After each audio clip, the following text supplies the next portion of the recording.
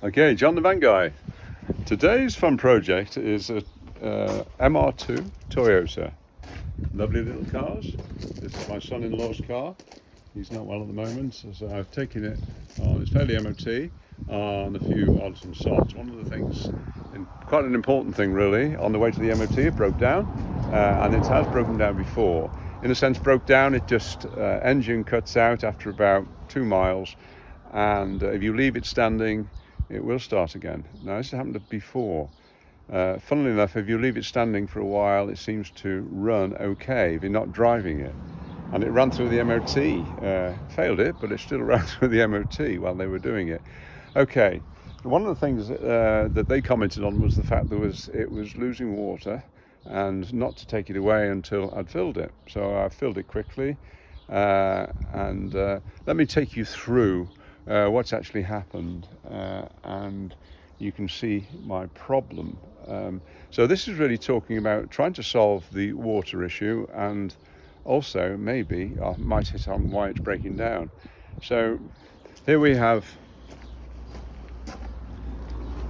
in these you can release the engine release in these. It's funny, it's just down the side here, just down here, engine release, and then which allows you to lift this up, and you can see the engine proper. Toyota 2-litre twin cam. It's a lovely 16 valve. It's a lovely engine actually. It sounds glorious. I'll show you. I'll play it in a minute. Okay, so this is the coolant reservoir. One of the problems with these is they're quite difficult to bleed, simply because you've got, as in like in Porsches, you've got the radiator at the front and the engine at the back. So you've got long pipes going in between. So it's very easy to get air pockets. So I don't know if that's contributing, but I thought one of the things I could do was try and bleed the system, at least at the start. So how do you go about doing that? Well, some people do empty the whole system. Now, to empty the system, you've got underneath, there's 2 big fat pipes, steel pipes. There's one there, see it? And there's one here. That one there runs underneath on those steel pipes, but I think about halfway along. I haven't actually found it yet. You'll find that there are 2 valves or bolts which you can undo to drain the system, at least drain this part of the system. You probably have to drain the engine block as well. But the danger with doing that, of course, is, and a few people have said online, that the danger is because it can be rusty underneath and the valve seize, so you end up, one guy broke them both off while he was doing it and had to retap, which is a real pain. It's doable, but you know, you'd want to avoid that. Other people have just simply taken rubber hoses off to avoid that, but I'm not going all that way. What I want to see is what's in the system. How do I bleed it? Right, okay.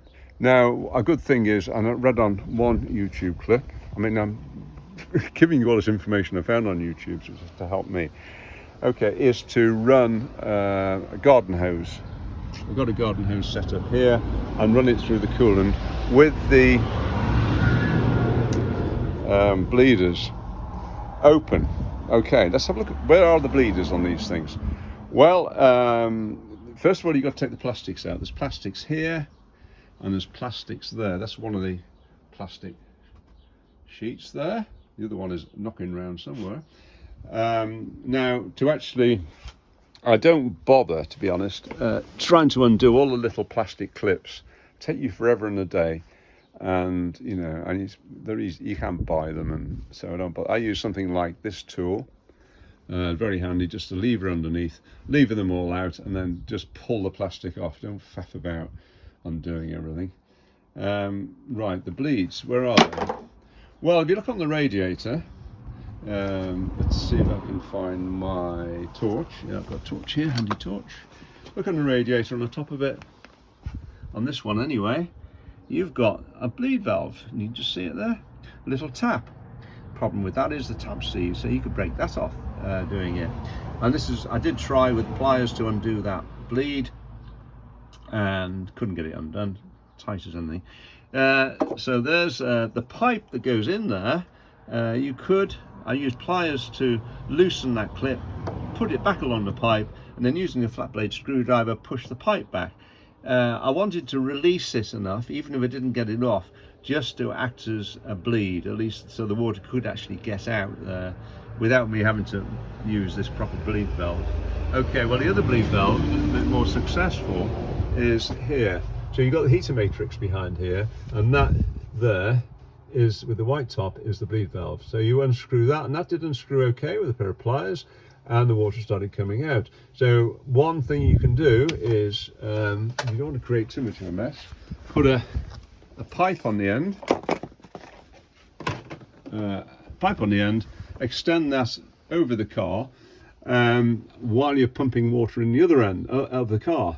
Now what I thought, this was a nice little trick, I thought, if you put, I've got one of these little Jubilee clips with a little turner on, red turner, so you put that on and tighten it on there, and that worked quite well. I was quite pleased with that little idea. Anyway, so that was suspended over there, and I loosened that. Okay, to loosen that you might need to, it's held in place, the whole pipe is held in place. It's very substantial actually, I'm saying these scratches, by a couple of bolts there, and a bolt there. So using my trusty ratchet, I was able to get them off. Okay, that's all set up. So what did I do then? So I had this suspended over here like this, and undid the running. Right, now you see the foam in there. This is what's happened. Last time I did this, I ended up foam all over the place. So what could it be? Foaming all over the place. Could be a few things. Could be blown head gasket.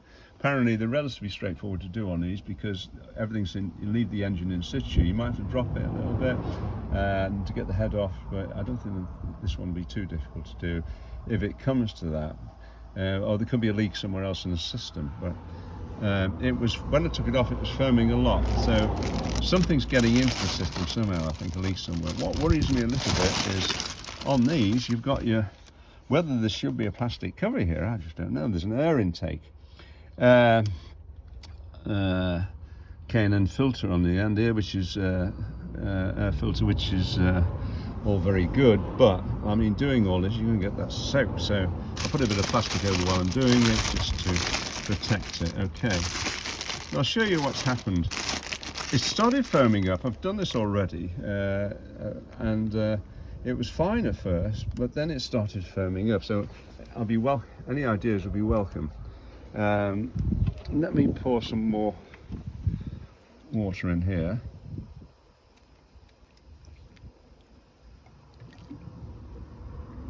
See all the foam? It's odd, isn't it? All right, let's get rid of that, just touching it. Right, okay. See, it's right. Okay, let's start the thing up. And you sound this beautiful little 2-litre engine. It's nice having it at the back here. So here we are. Make sure it's out of gear. And now let's see, Victor. Lovely, isn't that? Doesn't that sound nice?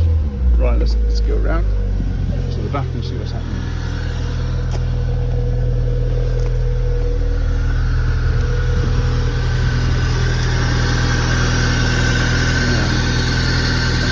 Gone down more in here.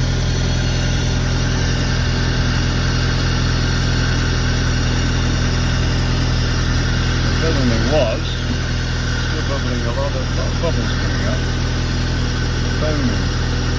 And whether that's coming from the head gasket leak, possible, I think.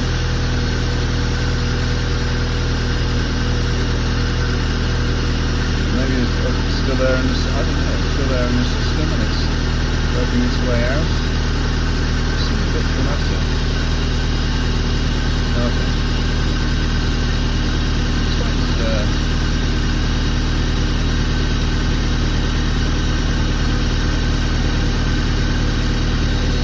well, all answers on a postcard, please. That's where I am. Well, Interesting, isn't it? So for now, that'll have to do. I'm going to have something to eat, lunchtime, and think again. Anyway, that might give you some insights into the cooling system on the Toyota MR2. Yeah, nice little beast.